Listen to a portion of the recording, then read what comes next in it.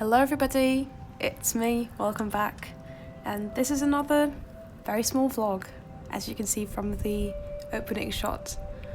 So this video is titled November Thoughts, but I know that I'm posting this in December, which is because, first off, I had a lot of trouble doing the voiceover because I didn't really know what I wanted to talk about. And I think that finding new topics is always quite difficult. But also, between my December and my November thoughts, nothing really changed because my life didn't really change. I don't even have this Christmas feeling everybody's talking about, because up until now I've been so drawn in schoolwork that I just didn't have the time to look up and see that we're changing months. So I guess a lot of people know what I'm talking about because we're all kind of in the same boat. But yeah, let's get into what I'm doing. I'm doing, I don't know if I can call that an illustration, but it's definitely a sketchbook spread with my paint markers. I've got some Posca pens, but I also have some Molotov pens. They're the same thing, they're just different brands. I decided to do more with colour because I realised that my favourite spreads in my last sketchbook were always colourful ones, and I am tired of just drawing plain people all the time because it's just the same thing over and over again. And so I decided to be a little bit more experimental, and I think this was on a Saturday because I just don't have time at the moment to draw during weekdays. So holidays have just started, so now I do have time. But I didn't have time back then when I drew this. I really didn't. So I was enjoying myself quite a bit. If I'm completely honest, I am still very uneasy. Like, I feel very uneasy showcasing my work online. And this may seem very ironic because I am posting so much stuff on YouTube and I'm talking so much about my things on YouTube. But there's something about talking about my art that kind of reassures me, because just showing it without a comment is very frightening. It's very frightening because you can't really lead people's opinions, I guess, which doesn't make a lot of sense saying it like that, but I'm going to explain it. So when somebody just stares at your art, they're going to judge it. I mean, not necessarily directly, but they're going to have an opinion of it. They're going to think it's good or not that good. They're going to like the colours, but maybe the line art they'll like less, or they will think that some choices you made were great and some choices you made weren't that amazing. And when you talk about your art and you, before the person can really like shape their opinion, and you start talking to them about, oh, I did this because I thought this and that, then you're going to lead their opinion in a certain way. And I don't think that that's a good thing.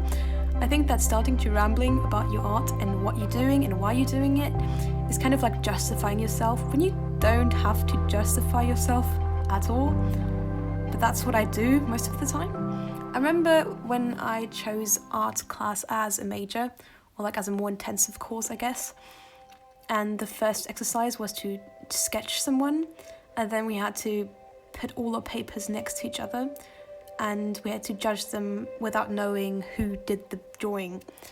And I was terrified. I was beyond terrified. I was so scared because just openly criticizing somebody else's art first of me, I don't feel like I am qualified to criticize somebody else's art. Okay, quick break in my story thing. This is the final result of my small sketchbook spread. And wait. There we go. This is an animation I made during this time. I didn't really, again, have that much time during school, but I tried working on it on the weekends, and it's made in Blender, which is terrible to use, so I don't think I'm going to do it again, but I like the result. It's 2D and 3D animation combined, so I'm a bit proud of it. And this is a painting I'm going to make. It's going to be a bit rough, but I enjoyed myself doing it, so that's fine. And so yeah, I don't feel qualified. I don't feel like I am going to say worthy enough of judging somebody else's art. And so most of the time I'm not saying anything because I think that anything else than a positive comment is going to get me, I don't know, crucified, I guess. Because I always feel so hurt when people criticize my art, and I know that you need to have a more positive attitude towards it, but when you think that what you're showing somebody else is fine, because let's be honest, you wouldn't show somebody else if you wouldn't think that your artwork is okay, or is good at least, or is fine. Let's just say it's fine, it's okay. You can show it to someone. And then suddenly somebody tells you, yeah, it's great, you know, but there's this thing I would change, it just doesn't look that good, but you like it. Then it kind of feels like an attack on yourself. It feels like you are criticized personally when actually it's just your art. I don't know why that is, but specifically with art, when you put out some work, criticism is just so much more brutal because you have this direct connection to yourself, because this is your work and you like it and you put some thought and effort and time into it, and then when it's criticized you feel so much more hurt. I think that's why most people I ask, and most people that have chosen a major in art, or you know, an intensive course or something like that, or want to get more professional, most of them are just heartbroken, which is very sad. I promise it gets better, but most of them regret choosing art as an A-level or as, you know, a more intensive course or something like that, because it just strips the fun away from it, because there's this feeling of you need to perform well and you need to be good, and if you're not good enough, then you're not worth anything. I mean, this is a bit extreme, okay, but this is how most people feel, and that's not a lie, and that's how I feel most of the time.